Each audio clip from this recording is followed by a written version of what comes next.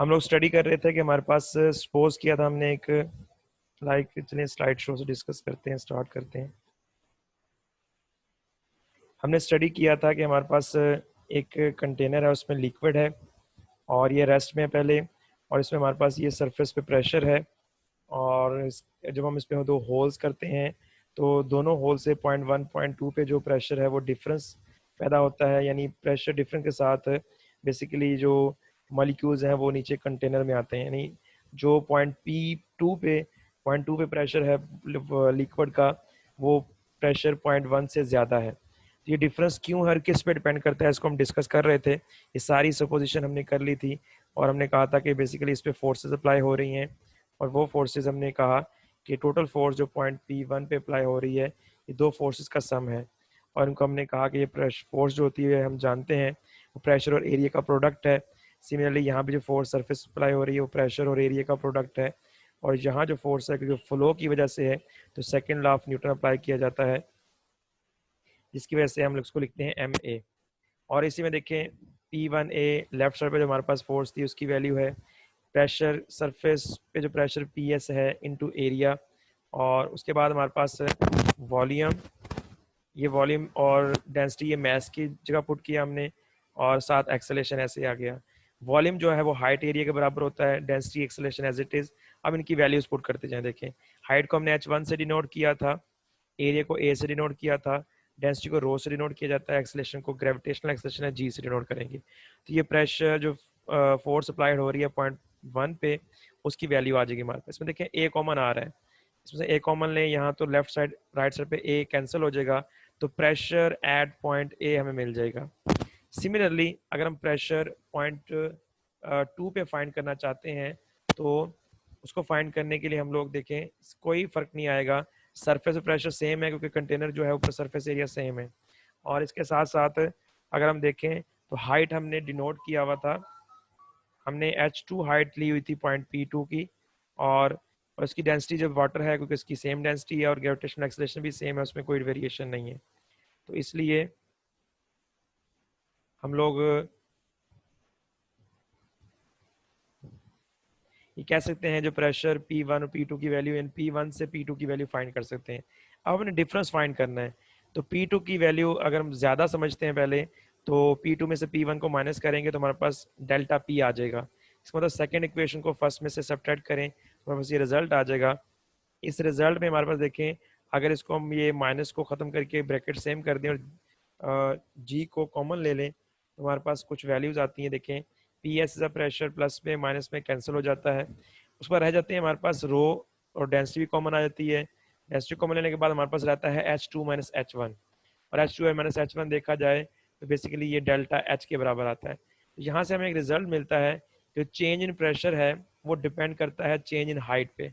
जितनी हाइट बढ़ती जाएगी इसका मतलब है जितनी डेप्थ बढ़ती जाएगी, अगर इसको हम डिटेल से स्टडी करें तो देखें जितनी हाइट बढ़ती जाएगी उतना प्रेशर बढ़ता जाएगा। देखें ये जो हमारे पास पॉइंट P2 है इसकी हाइट ये है, यहाँ से सरफेस से लेकर यहाँ तक, इसको डेप्थ भी कहा जाता है। कि इसका मतलब है इतना लिक्विड इसके ऊपर आया हुआ है, जो यहाँ मॉलिक्यूल्स हैं इस लाइन पे ब्लू लाइन पे, उन पे अप्लाई होने वाली फोर्स जो मॉलिक्यूल्स लगा रहे हैं वो सारे के सारे ये इतने बड़े ज़्यादा क्वांटिटी में मॉलिक्यूल्स हैं, तो ज़्यादा फोर्स लगाएंगे तो उससे प्रेशर भी बढ़ जाएगा। तो इतनी ज़्यादा डिस्टेंस है, हाइट है, जिसकी वजह से प्रेशर ज़्यादा होगा, और इसकी हाइट कम है फ्रॉम सरफेस, तो इसका मतलब है यहाँ प्रेशर कम होगा। तो ये वजह है स्टैटिक प्रेशर जो है वो डिपेंड करता है हाइट के ऊपर। यहाँ से हमें इक्वेशन मिलती है कि pressure is equal to rho g h, ये रो जी की एच के बराबर है।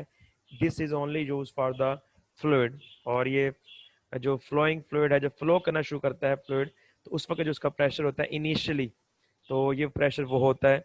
जब वो फ्लो करना शुरू कर देता है तो हम जानते हैं कि फ्लूइड के फ्लो करने से बहुत सी रेजिस्टेंस उसके रास्ते में आती हैं, उस वक्त उसकी एनर्जी में वेरिएशन आती है, उसकी पोजीशन में वेरिएशन आती है, तो फिर यही प्रेशर जो है ये फिर मज़ीद डिवाइड होना शुरू हो जाता है, इसमें मज़ीद डिवीजन होना शुरू होती है, और उसकी डिटेल हमें बर्नौली बताती है। फिर तो बर्नौली की जो इक्वेशन है फिर हमें एक्सप्लेन करती है कि वो प्रेशर जो इनिशियली हमारे पास ये था रो जी एच, तो वो आहिस्ता आहिस्ता डिवाइड होना शुरू हो जाता है, इसमें कमी आती है, और फिर दूसरे टाइप ऑफ प्रेशर स्टार्ट हो जाते हैं, उसमें इजाफा होना शुरू हो जाता है।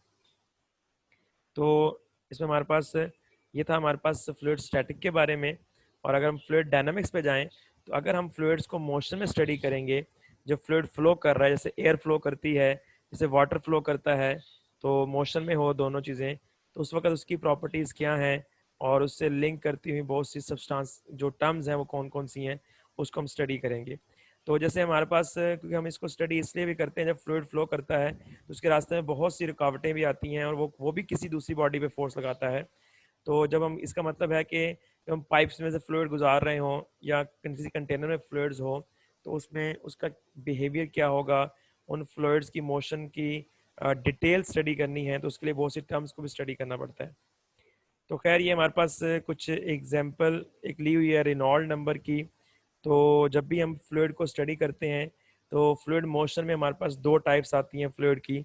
एक हमारे पास टर्बुलेंट फ्लूइड होता है, और एक होता है हमारे पास नॉन टर्बुलेंट फ्लूइड, यानी लैमिनर फ्लूइड। तो जब फ्लूइड फ्लो करता है, तो उसमें दो तरह के बिहेवियर होते हैं, एक टर्बुलेंट होता है और दूसरा लैमिनर होता है। लेकिन अगर हम लैमिनर और टर्बुलेंट्स को पढ़ने से पहले अगर हम ये पढ़ लें कि क्योंकि जब फ्लूइड फ्लो करता है, तो उसकी कुछ एसोसिएटेड टर्म्स होती हैं उसके साथ, जिसको हमें डिस्कस करना लाजमी है। तो उसमें एक हमारे पास टर्म आती है विस्कोसिटी। तो अगर हम विस्कोसिटी को डिस्कस करें पहले, तो उसके बाद फिर हम लोग इसको डिस्कस करते हैं टाइप्स ऑफ फ्लूइड को। तो let's discuss the viscosity. Viscosity को लास्ट टाइम हमने डिस्कस किया था कि what was the viscosity. Viscosity was the friction force amongst the layer of the fluid.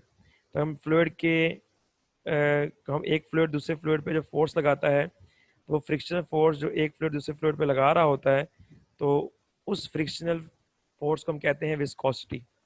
लेकिन उस विस्कोसिटी को अगर हम इस लिहाज से स्टडी करें कि हम विस्कोसिटी जो बेसिकली प्रॉपर्टी है वो बहुत से फ्लूइड्स की है, तो हमें ये भी देखना पड़ता है कि हमारे पास जो फ्लूइड्स हैं उसकी बहुत सी टाइप्स हैं। तो इसलिए हम पहले फ्लूइड्स की टाइप्स की तरफ जाते हैं, फिर हम विस्कोसिटी और बाकी जो टर्म्स हैं उसको स्टडी करेंगे। तो let's discuss the types of the fluids. हमारे पास जो बेसिकली टाइप्स हैं फ्लूइड्स की, उसमें हमारे पास 5 बेसिक टाइप्स हैं फ्लूइड की।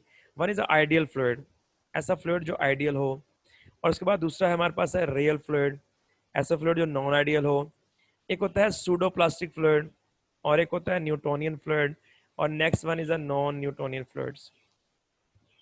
तो नेक्स्ट हमारे पास अगर हम डिस्कस करें सबसे पहले आइडियल फ्लूइड को, तो आइडियल फ्लूइड वो है जिसमें कोई विस्कोसिटी नहीं होती, यानी जो लेयर्स ऑफ फ्लूइड्स हैं उसके दरमियान कोई फ्रिक्शनल फोर्स नहीं होती, इसलिए उसको हम कहते हैं आइडियल फ्लूइड।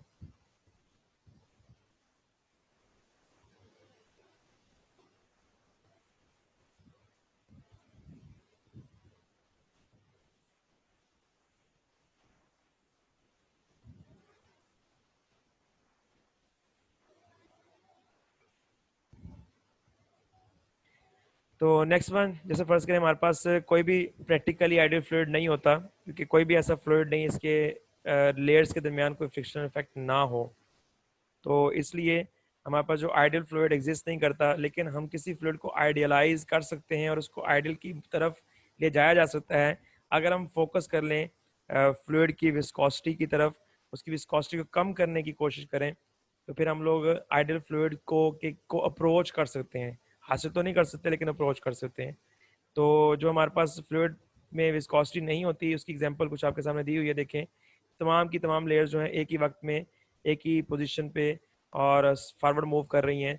जब हमारे पास फ्लूइड फ्लूइड फिस्कस होता है, जो सेंटर में आने वाली लेयर्स हैं उसकी वेलोसिटी ज़्यादा होती है, और जो हमारे पास साइड पे लेयर्स होती हैं उसकी वेलोसिटी कम होती है, और इसी विस्कोसिटी की वजह से। तो फिर इसमें हम आइडियल नॉन आइडियल फ्लूइड की जो बेसिकली एग्जांपल दी हुई है।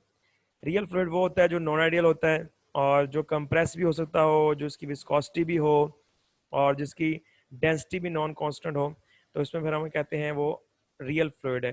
जैसे हमारे पास ऑयल्स हैं, पेट्रोल है, कैस्टर ऑयल है, ये सारे के सारे बेसिकली कहलाते हैं नॉन आइडियल फ्लूइड या रियल फ्लूइड। एक होता है pseudo plastic fluid. Pseudo plastic fluid वो होता है जिसकी विस्कोसिटी जो है वो डिक्रीज होती है with increase in share rate. अगर हम फोर्स को इंक्रीज कर दें तो उसकी विस्कोसिटी डिक्रीज होना शुरू हो जाती है। तो ऐसे इस तरह के फ्लूइड्स को हम कहते हैं सूडो प्लास्टिक फ्लूइड। एग्जाम्पल हमारे पास है क्विक सैंड। अगर हमारे पास क्विक सैंड हो तो वो भी ऐसा ही है, या हमारे पास कैचअप हो, तो ये देखिए हमारे पास क्विक सैंड है, और केचप है, इनकी विस्कोसिटी जो है फोर्स के इंक्रीज करने से कम होती है। तो इसके बाद नेक्स्ट हमारे पास है न्यूटोनियन फ्लूइड। ऐसा फ्लूइड जो न्यूटन्स के लॉज को फॉलो करता हो उसे हम न्यूटोनियन फ्लूइड्स कहते हैं। फॉर लेट्स सपोज वाटर है, एयर है, इमल्जन्स हैं, ये सारे के सारे न्यूटोनियन फ्लूइड्स हैं। और नेक्स्ट हमारे पास है नॉन न्यूटोनियन फ्लूइड्स। तो नॉन न्यूटोनियन फ्लूइड्स वो फ्लूइड्स हैं जो बेसिकली न्यूटन्स के लॉज को फॉलो नहीं करते, जिसका रबर फ्लबर है, ऑप्लिक है, suspension of starch in water, pastors है, जेल्स हैं, पॉलीमर सॉल्यूशंस हैं। ये न्यूटन्स के लॉज को फॉलो नहीं करते। इट मीन जितनी फोर्स लगाएं उतनी उसमें एक्सेलरेशन पैदा नहीं हो रही होती। इसलिए सारे के सारे नॉन न्यूटन, हालांकि फ्लो तो करते हैं ये, लेकिन उस फोर्स की बेस पे उतनी एक्सेलरेशन पैदा नहीं होती, इसको नॉन न्यूटोनियन फ्लूइड्स कहते हैं। ये कुछ एग्जांपल्स हैं बेसिकली आपके सामने फ्लूइड्स की, नॉन न्यूटोनियन फ्लूइड्स की। अब मूव करते हैं फ्लूइड्स की प्रॉपर्टी की तरफ। तो बहुत सी प्रॉपर्टीज है फ्लूइड्स, जैसे मैंने आपसे पहले डिस्कस किया, viscosity, density, surface tension, capillary action, specific weight, specific gravity. तो इनमें सबसे पहले हम डेंसिटी को डिस्कस करते हैं। What is density? डेंसिटी हम जानते हैं दैट इज मास पर यूनिट वॉल्यूम। और डेंसिटी वैसे तीन टाइप्स की होती हैं।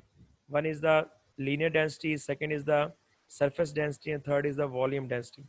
तो हम यहाँ जो डिस्कस करेंगे वो वॉल्यूम और सरफेस डेंसिटी को ज़्यादा डिटेल में डिस्कस करेंगे। तो सबसे पहले देखिए, हमारे पास अगर मास को वॉल्यूम से डिवाइड कर दिया जाए तो हमारे उससे हमें किसी फ्लूइड की डेंसिटी मालूम हो जाएगी। इसका सिंबल होता है रो, इसको रो से डिनोट किया जाता है। देखिए हमारे पास ये मास है और ये वॉल्यूम है, इस तरीके से देखिए ये मास है और इसका वॉल्यूम है। तो ज़ाहिर बात है ये जो हमारे पास सेकेंड बॉक्स है इसकी डेंसिटी ज़्यादा होगी, इसका मास ज़्यादा है। Next one is the viscosity, very important terms. Frictional force among the layers of fluid. एक लेयर जो है वो दूसरी लेयर्स पे फोर्स लगाती है और उसको रेजिस्ट करती है उसको फ्लो करने से। तो वो फ्रिक्शनल फोर्स जो रेजिस्ट कर रही है और फ्लो करने से रोक रही है, तो एक फ्लूइड दूसरे फ्लूइड के दरमियान, तो उसको हम विस्कोसिटी कहते हैं। इसको उर्दू में कहते हैं गाढ़ापन। तो it is a property of fluid due to which the fluid offers resistance to flow of one layer of the fluid over another adjacent layers. देखिए हमारे पास कुछ लिक्विड्स की ड्रॉपेज फॉल दिखाया हुआ है। तो देखिए सबसे कम जिसकी वेलोसिटी होगी, विस्कोसिटी होगी, वो ज़्यादा तेज से नीचे ड्रॉप हो रहा होगा।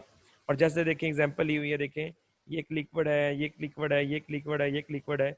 सबसे ज़्यादा विस्कोसिटी देखें ये एंड में जो हमारे पास कैपिलरी ट्यूब में भी लिक्विड है उसकी विस्कोसिटी है, इस फ्लूइड की विस्कोसिटी है। तो इसका फ्लो बहुत कम है। क्यों? इसके फ्लो में जो लेयर्स हैं वो फ्रिक्शन इफेक्ट पैदा कर रही हैं, इसकी स्पीड जो है वो कम हो गई है। इसके बाद टर्म्स होती है डायनामिक विस्कोसिटी। डायनामिक विस्कोसिटी हम तब डिस्कस करते हैं जब हम बात करते हैं कि हमारे पास जो फ्लूइड है वो under the action of Newtonian force है, यानी उस पर शेयर स्ट्रेस अप्लाई हो रही है।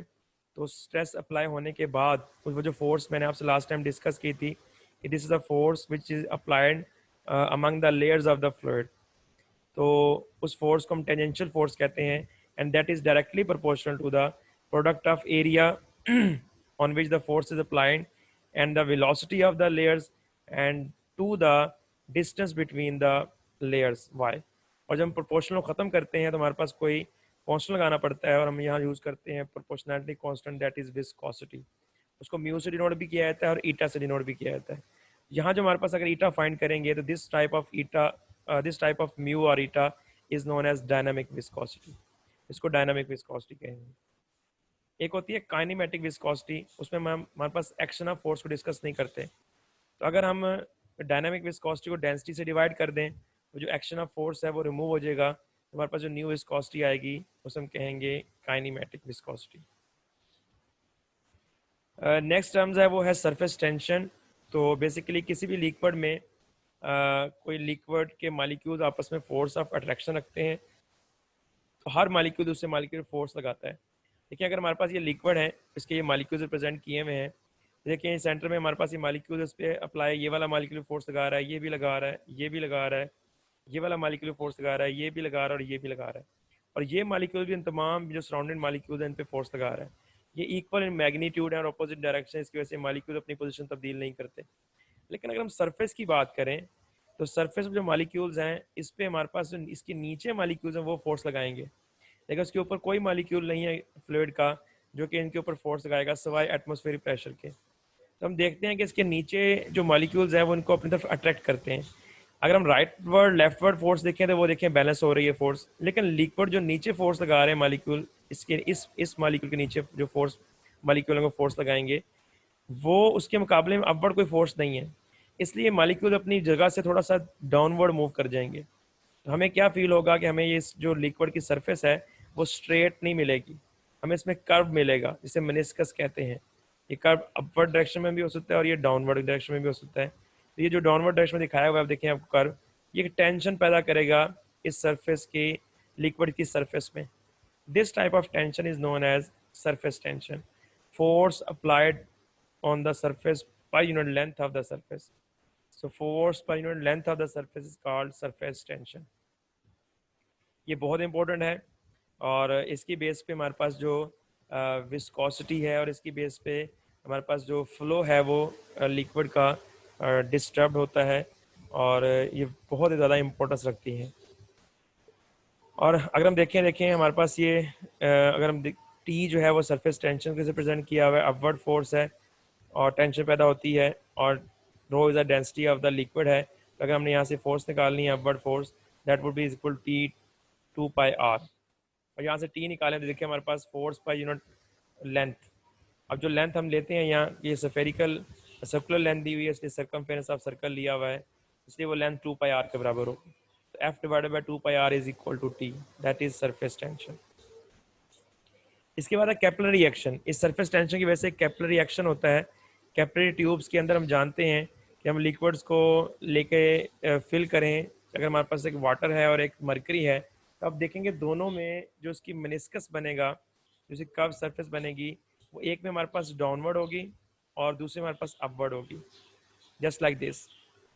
देखिए हमारे पास वाटर है उसमें मेनिस्कस डाउनवर्ड है, और जो हमारे पास मरकरी है उसमें मेनिस्कस ये अपवर्ड है। ये दोनों सरफेस टेंशन की वजह से बेसिकली हैं, यहाँ भी सरफेस टेंशन है, यहाँ भी सरफेस टेंशन है।